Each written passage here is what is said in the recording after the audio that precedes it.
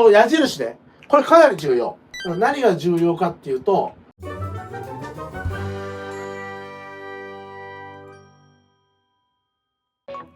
ラケットを持ってない時の手の使い方重要性ってあります。だから右利きだったら左手のことですね。一応バランスを取るので、やっぱり下がってるのはダメよね。やっぱ上がってればいいんじゃないかな。どういうパターンでも。これバランスなんでね。はい。でも、右手で打ったら必ずしも、この左手が軸になるので、だから軸のイメージ。だから、ついてくるイメージですね。右手についてくるイメージの方がいいかな。はい。でもこうしなさいとかっていうのはないですけど、下がってるのだけはダメだと思いますね。はい。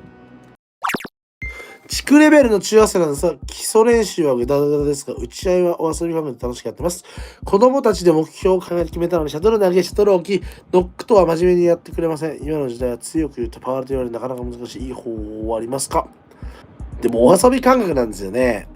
お遊び感覚で、例えば、これ地区レベルの中学生なんですが、その中でも、ごめんね。これに関して言うと、地区レベルの中学生ってことは、8割がグダグダなんですよ。正直。これが、全国レベルの中学生なんですかってなると、8割が本気なんですよ。2割がグダグダなんですよ。でも、地区レベルなんで、レベルで決めちゃいけないんですけど、ね、グダグダだから地区にいるわけじゃないですか。ちゃんとやってほしいんですからね。でも、もしかしたら地区レベルの中学生なんで、何回も地区レベルとか一応失礼なんですけど、そこまで目標もないと思うんですよね、正直。県大会に出たいとか、関東大会、東京とか埼玉とか関東大会に出たいとか、全国大会に出たいとかないと思うんですよね。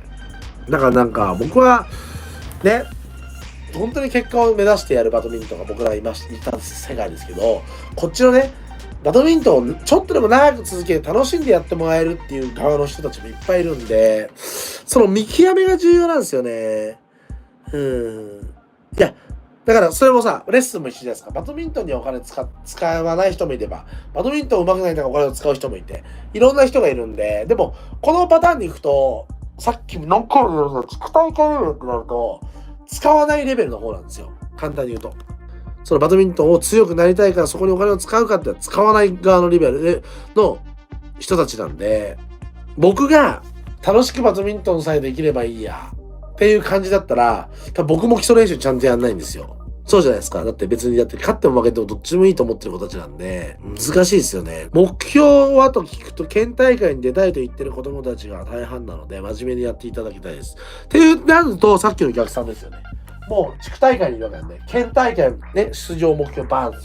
で、そこには何をしないといけない。ね、例えば、ロブをうまくしないといけない。ね、レシーブを強化しないといけないとか。ちょっと軽く書くか。県、目標ですね。今は、こう、合ってる？こうじゃないですか。で、県に出たい場合、例えばですけど、ね、逆算したら、じゃあ、レシーブを強化したいと。例えばね、レシーブを強化したい場合は、ね、僕がよく言いますけど、レシーブっていうのは、しっかりシャトルをキャッチと一緒なので、ね、まず、ここに、トルが来るんですよ。だから県大会に行ったら、県大会に行きたいのであれば、レシーブを強化しないといけないんで、取ることが重要なので、しっかり取りましょう。じゃあ今度、今なんていうの？ヘアピンをしっかり打ちたかったら、ね、これはしっかり置く作業が必要なんで、ね、ヘアピンをこれをうまくならないと、県大会に出れませんよねっていう、この逆算ですよね。じゃあもうここまで来たらみんなわかると思います。じゃあクリアがね、しっかりね、奥から奥までしっかり飛ばせて押し返せないといけないから、これは投げるですね。こういう風にやってほしいんですよ。こういう風にやってる。で、見てね、いくよ。一番良くないパターンは、こうです。この矢印ね、これかなり重要なんですよ。この矢印が変わるだけで、結構変わるんですよ。これかなり重要なんですよ、これ。この線。この矢印ね。これかなり重要。何が重要かっていうと、県に出ないんでしょ？じゃあクリアを強化しないといけない。ヘアピンを強化しない。レシーブを強化しない。だから、それを強化するために投げないといけない。置かないといけない。取らないといけない。これが、ね、地区から県にこういう上に上がってって、矢印とすると、ね、例えばこうして、こうなりますよね。こうなりますよね。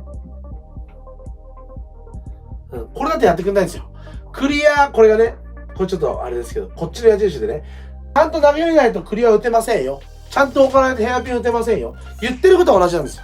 でも、ちゃんと取らないとレシーブできませんよ。ってするとみんなちゃんとやらないんですよ。わかります？だからこっちの矢印はダメなんです。わかります皆さん。必ずこっちから逆算してほしい。剣に出たいんでしょ？じゃあもっとネットとかレシーブとかクリアとかスマッシュとかしっかりやらないといけない。でもそれをしっかりするためにはこういう練習がありますと。これがちゃんとできると意識がプレーが変わります。そうすると最終的にこのチャンスが広がると。っていう言い方をしてくれないとダメなんですよ。この意識がめちゃくちゃ結構重要で、この順番ですね。やってることは同じなんですよ。図としたら同じなんです。でもこの矢印が変わるだけで、何が言ってるの考え方が変わるだけで全然変わるんですよ。しっかり意識をしてやってもらえればいいかなっていうふうに思います。今日もレッスンありがとうございました。帰宅後娘と今後について話して一つ約束をしました。あんたに直さないといけないところがたくさんある。それを一気に直すのは無理なんだから、せめて今日これだけは気をつけるよと課題を持って練習に挑みなさいと話しました。本人もそれは理解してくれたと思います。なんとなく練習に行ってほしくない。行く前に気持ちと課題をしっかり持って行ってほしいです。というわけで今後のレッスンの時どうだったか教えてください。全部うまくやるなんて無理なんだから決めたものだけを一つしっかりとやって。そうですね。はい。そうです。以前話しましたよね。